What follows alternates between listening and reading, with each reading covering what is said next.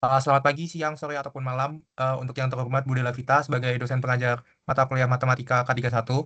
Dan selamat pagi, siang, sore, ataupun malam juga teman-teman. Izinkan kami sebagai kelompok 2 untuk mempresentasikan PowerPoint proyek mini matematika kami. Anggota kelompok dari kelompok 2 ini ada yang pertama saya dengan NIM akhir 52, lalu yang kedua ada teman saya Benaya dengan NIM akhir 68, lalu yang ketiga ada Kirana dengan NIM akhir 72, lalu ada Ilvi dengan NIM akhir 74, dan teman saya yang terakhir, Raffi Akbar, dengan NIM akhir 90. Nah, untuk pendahuluan sendiri, proyek mini ini membahas penerapan vektor gradien dalam menentukan jalur robot menuju posisi dengan biaya minimum. Dengan parameter yang sudah ditentukan, untuk matriks Q sendiri di sini adalah matriks 2x2 dengan baris pertama berisi angka 4 sama dan 1, lalu untuk baris kedua ada 1 dan 1, lalu untuk koefisien A sendiri ada 0,3, dan persamaan elips yang diberikan adalah X min 5 kuadrat ditambah Y min 3 kuadrat per 16 sama dengan 1. Nah, ada 4 tujuan yang akan kami bahas pada presentasi ini. Yang pertama adalah menentukan titik minimum fungsi biaya robot. Lalu yang kedua, ada menganalisis lintasan robot menggunakan gradien. Lalu yang ketiga, memvisualisasikan pergerakan robot melalui iterasi. Lalu yang keempat, menentukan solusi optimum dengan kendala. Nah, di sini ada 3 landasan teori. Yang pertama, fungsi biaya dan titik minimum. Lalu yang kedua ada vektor gradien dan gradient descent. Lalu yang ketiga ada optimasi berkendala atau menggunakan pengalih Lagrange yang bisa dilihat untuk rumus-rumusnya di layar ini. Nah, selanjutnya akan dijelaskan oleh teman saya. Selanjutnya kita masuk ke titik minimum atau tujuan 1. Kita perlu mencari atau menentukan titik yang merupakan posisi robot di mana biaya minimum. Data yang diketahui, yang pertama adalah persamaan atau fungsi biayanya, Bx, Y sama dengan tengah dikali matriks baris XY dikali Q dikali matriks kolom XY ditambah X tambah Y. Dan juga diketahui matriks Q-nya sama dengan 4, 1, 1, 1.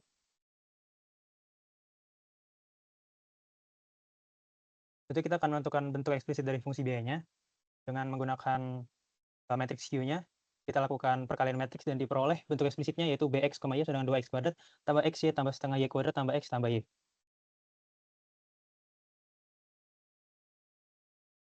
Jadi kita dapat menentukan vektor gradiennya dengan cara yang pertama adalah menurunkan fungsi terhadap X dan diperoleh 4x tambah Y tambah 1.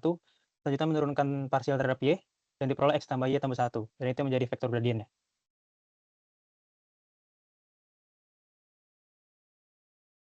Selanjutnya kita menentukan titik minimum. Titik minimum di mana vektor gradiennya disamakan dengan 0. Dan kita peroleh 2 persamaan. Persamaan yang pertama adalah 4x tambah Y tambah 1 sama dengan 0. Dan persamaan kedua adalah X tambah Y tambah 1 sama dengan 0.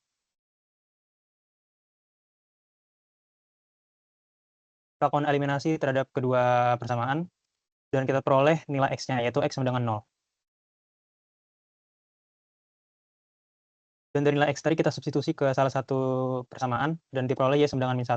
Dan dapatkan titik Q atau titik posisi robot di mana biaya minimum 0,1.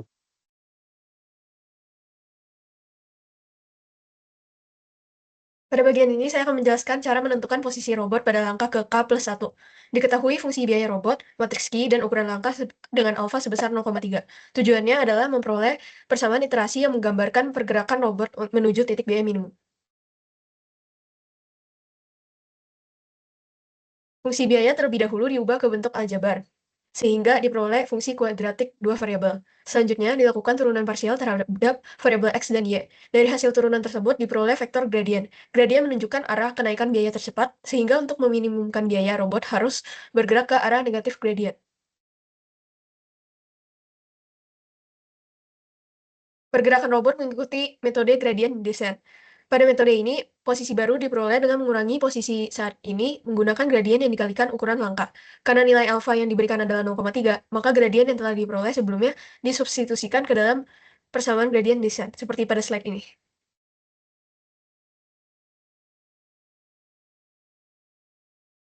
Setelah dilakukan substitusi dan penyederhanaan, diperoleh persamaan iterasi posisi robot seperti yang ditampilkan pada slide. Persamaan ini menunjukkan bahwa posisi robot pada langkah berikutnya bergantung pada posisi saat ini.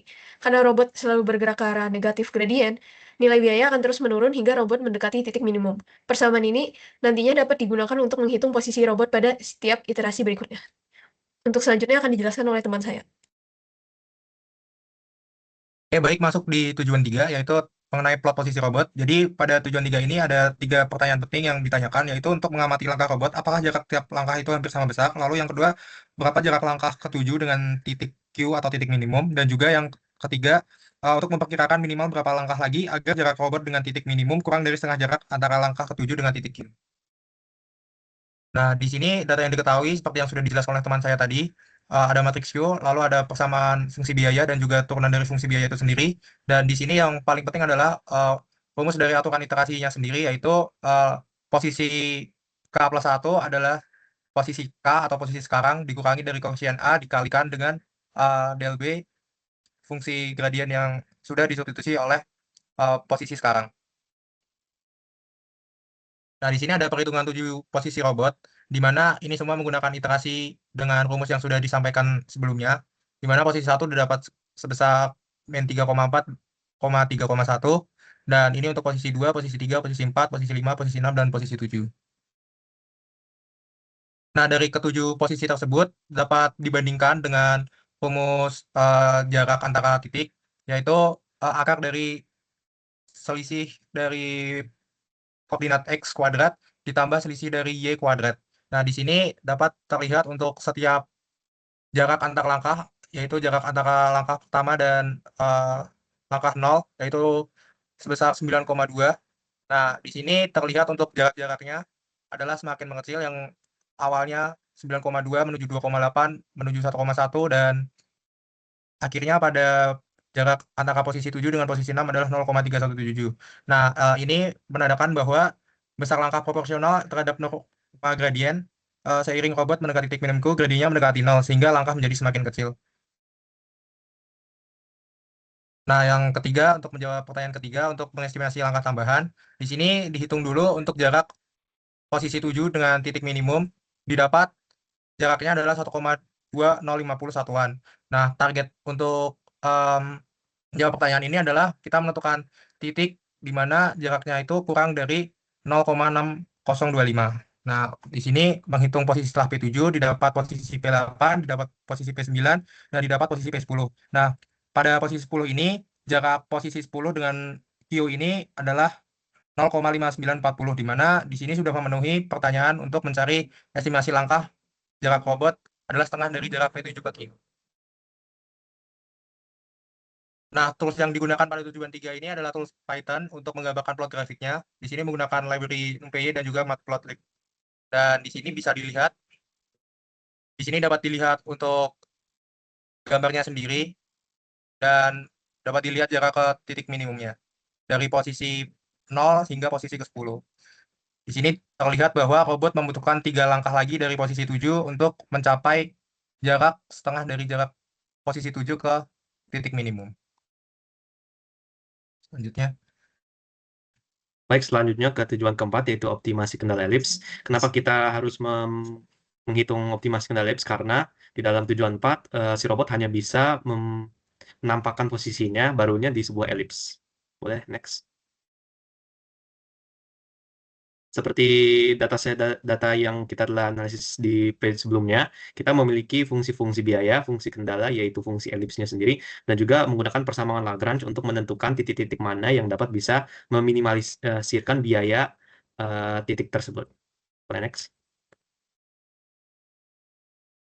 Nah, dari persamaan Lagrange kita sudah tadi udah menurunkan rumus-rumus DLB dan itu juga DLG.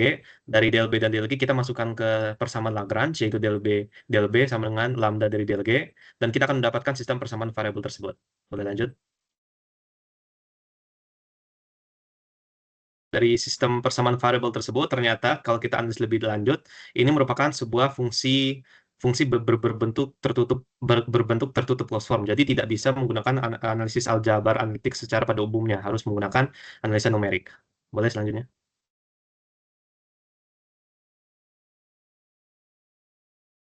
Nah, untuk yang metode pertama adalah kita menggunakan metode Newton. Ini bisa dilihat contoh programnya dan hasilnya. Boleh next?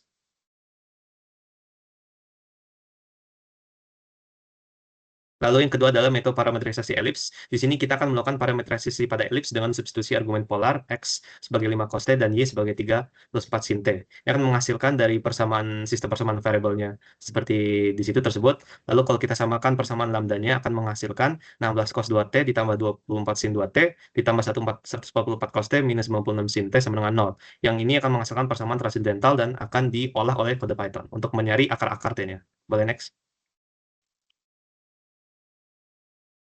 Nah, ini merupakan kode Python yang mencari nilai-nilai T tersebut. Boleh next? Lalu yang terakhir adalah metode sequential least square programming. Ini merupakan metode di mana hasil-hasil data input dari fungsi biaya akan langsung dimasukkan ke fungsi kendala.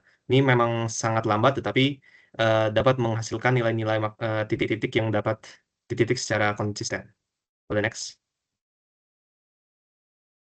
Nah, dari 3 metode tersebut, kita bisa disimpulkan ada 2 titik yang memenuhi sistem persamaan variabel, yaitu titik di 1, yaitu 4,347, minus 0,028 dengan lambda minus 14,050, dan juga titik 2 berada di 5,494 minus 479 dengan lambda 29,833. Jika kita substitusi titik-titik tersebut ke fungsi biaya, kita dapati bahwa titik pertama yaitu pada 4,347 minus 0,028 merupakan titik fungsi biaya yang bernilai minimum.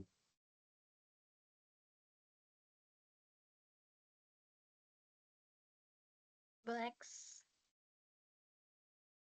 Selanjutnya masuk ke grafik visualisasi pengali Lagrange. Grafik kiri ini menunjukkan kontur fungsi biaya B beserta elips kendala. Terlihat bahwa di titik minimum gradien del B dan lambda del G saling sejajar. Untuk grafik kanan, menunjukkan nilai B sepanjang elips sebagai fungsi parameter T. Titik minimum ditandai bintang merah yang bernilai 41,983 dan juga titik maksimumnya ditandai dengan bintang kuning di 128,910. Dari grafik ini kita bisa secara visual memverifikasi bahwa solusi numerik yang ditemukan memang benar. Lanjut.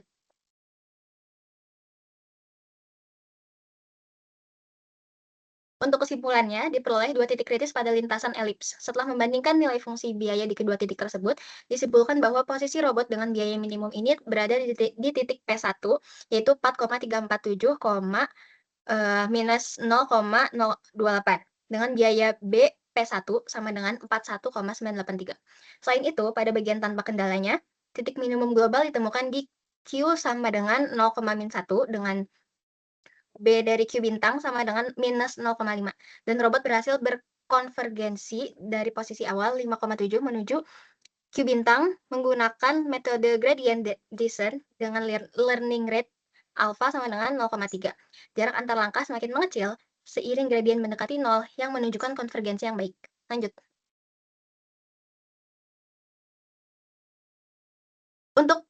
Untuk saran, ke depannya metode ini bisa dikembangkan untuk sistem robot dengan menambahkan kendala dinamis seperti obstacle dan batas kecepatan, serta melakukan analisis sensitivitas dengan berbagai posisi awal yang berbeda.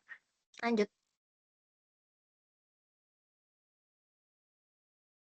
Demikian presentasi dari kelompok 2. Kami berharap penjelasan mengenai proyek mini matematika ini dapat dipahami dengan baik. Terima kasih atas perhatiannya. Selamat pagi, siang, sore, maupun malam. Terima kasih.